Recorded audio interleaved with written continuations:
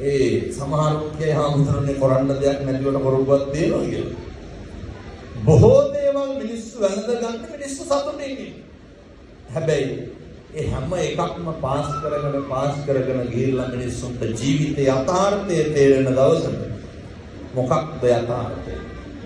අපිට බුදුහාමුදුරුවෝ දේශනා කරන්නේ උගන්වන කරුණු 3ක් විතර මම කියනවා. ඉපදුනා කියලා දන්නවනේ අය ගැන කියන්න ඕනේ. මේ ජරාපි දුක්ඛ, ව්‍යාධිපි දුක්ඛ, මරණය පිය විප්පයෝගය මිනිස්සුන්ට දරා ගන්න බැරි එකක් තමයි පින්නතුනි ඔය වෙනස් වීම කියන්නේ. මිනිස්සුන්ගේ සෑම ප්‍රශ්නයකටම බහුතරයක් තුළ පොදු හුරු කාරණාවක් තියෙනවා. මොකක්ද?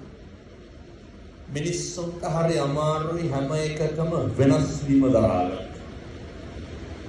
අපි හරි තදට හිතාගෙන ඉන්නවා අපේ ඔළුවේ මොකක් හරි මාන්නයක් තියෙනවා මේක වෙනස් වෙන්නේ නැහැ, මේක මෙහෙම්මම තියෙනවා. අපි වෙනස් වෙනකම් හිතාගෙන ඉන්නේ මොකක්ද? වෙනස් වෙන්නේ නැහැ කියලා. එකටම බණට කලින් මම කියන්නේ බුදුරු උගන්වනවා මේ ලෝකේ හැම එකක්ම වෙනස් වෙනවා කියලා. මේ ලෝකේ හැම දෙයක්ම හරි తాවකාලිකයි. වෙනස් වීම මුලින් හුරු කරගත්තාම අපිට ලේසි අර අනතුරක් වෙනවා කියලා දැනගත්තාම භාගයක්වත් හිත හදාගන්න පුළුවන්. බුදුහාමුදුරුවෝ උගන්වන්නේ පුත්තස්ස ලෝක ධම්මේහි චිත්තං යස්සන කම්පති.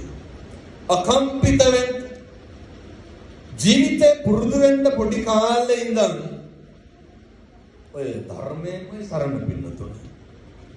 අටලෝ දහමේ කම්පා වෙන්න තු වෙන්න. මෙයා මේ ජීවිතේ ගැන උගන්වන මහා විශිෂ්ට දේශනා කතන්දරයක් තමයි.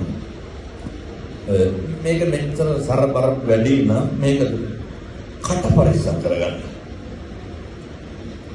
ඔය එකට එක කියනව නේද ගෙවල් වල?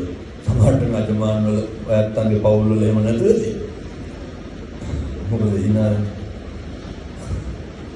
ඒ කියන්නේ අජමානේ දෙයක් තමයි. ඔය දෙම තමයි. ඔය නවත්තන්න පුළුවන් තරම් මොකක්ද? මේවා ඉන්නේ හෙට ඉඳන් කරන්න ඕන හඳ.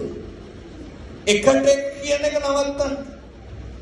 අර මට බොහෝ දෙනෙක් කියලා තිබ්බ හාමුදුරුවනේ ඔබ වහන්සේගේ අපි යහපර සම්මාදිට්ඨි පළවෙනි වැඩසටහනේ කටගෙන කියනකොට කියනවනේ කොක්කු දෙන්න ඉබ්බාලා කියන මම කියන්නේ. ඔය